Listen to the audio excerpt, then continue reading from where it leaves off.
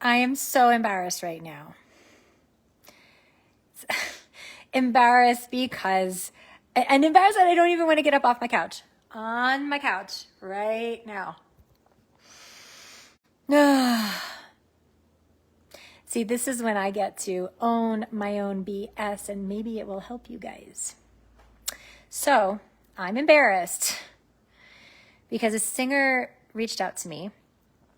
Not a singer that I work with, not a singer that I know. Somebody who wants to work with me and who went out of his way to send me an email about himself and his wife and the fact that they have been studying with somebody and they want to get better. They're each taking individual lessons, and primarily because they're pastors and they want to sing in their church. Ugh, guys, I'm so embarrassed that I did this. Ugh. Okay, so here's what happened. I'm like owning this to all of Facebook, and maybe this man will see this. Oh, okay, talk about discomfort. Anyway, so he sends me this nice email, and I have my assistant responding to stuff. I'm not responding.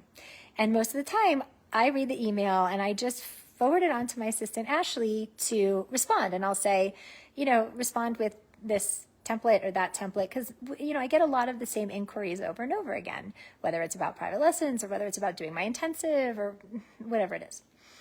So I hit reply instead of forward. Oh, I can't. I'm like, oh. So I hit reply. And so I'm replying to him, but I think I'm forwarding to my assistant. So I think I'm writing to Ashley, but I'm actually replying to this man. And so I say, will you please write back to this man and just tell him that the intensive program is not right for him, that he's a hobby singer and we don't work with hobby singers, and just refer him to Annie. Annie's one of the coaches in my program who works with newbie singers and not professional singers. But I was really abrupt about it, crass about it. It would not be the email that she would send to him, nor would it be the email that I would send to him if I was writing to him. So I think I'm writing to my assistant, and I fire this email off to him, which is he's just a hobby singer. We don't work with people like that. Refer him to Annie, da-da-da. And then I hit send. And just as I see it, I notice that it's his email instead of mine. Ugh.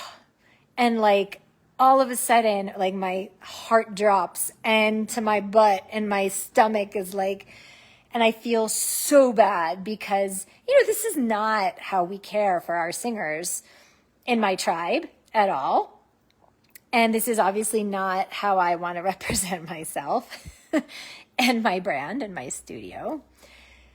But as the face of this, I only have so much time, right? I can't be responding to everything myself, and Ashley's amazing and she knows how to respond to these things. And so, I can't do it all myself. And so I'm just able to, be really quick and just get these things done, right?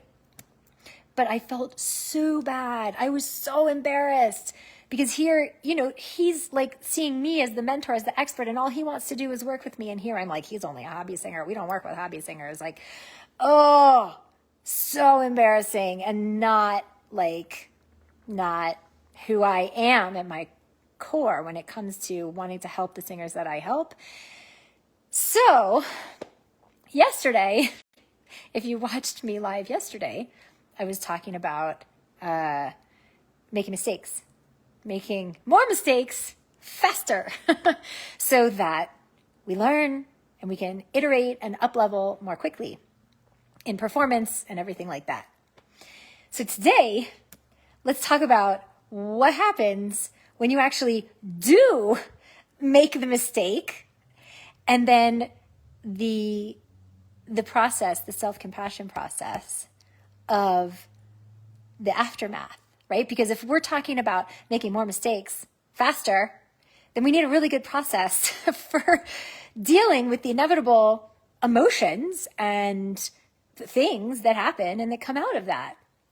So having had this experience, I felt like this was ripe for a little bit of conversation today.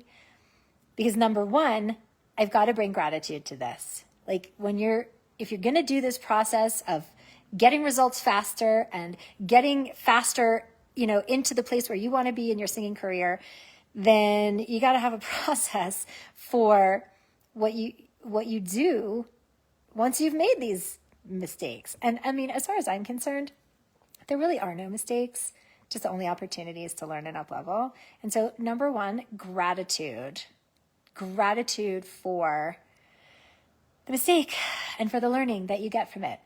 Number one, you better believe that I am going to look at who I'm sending emails to. But even more so, I'm gonna approach these things with the respect that they deserve. And it doesn't matter how busy I am, it doesn't matter how many singers I've seen that day, it doesn't matter how many inquiries I'm getting, it doesn't matter how many whatevers how busy I am. I need to connect with that respect no matter what. So it's like that gratitude for that learning, right? So no matter what, when the thing happens that you don't want to happen, gratitude rather than self-flagellation. So yeah, I'm not perfect, right? I did a little bit of the self-flagellation, not going to lie. And then it's gratitude for that process, for that learning. And then self-compassion for like, okay, you're human. You did that. It wasn't great. Didn't go how you wanted it to go, or didn't get the result or whatever, that you wanted. And now when I do it again, whatever the thing is that you're doing, you have data to do it differently. And you can look at it just as that, as data, rather than anything that makes you bad in the process. And as singers and performers, we're really freaking good at beating ourselves up and making ourselves feel bad. And I'm no different. I've figured out how to not do that with respect to my singing and have ownership over my performances in a way that a lot of the singers that I work with haven't yet. But I still do it in other aspects of my life. So it's the same. It's no different. So today, make more mistakes faster, and gratitude and compassion when you do. All right, guys, have an amazing time. See you tomorrow.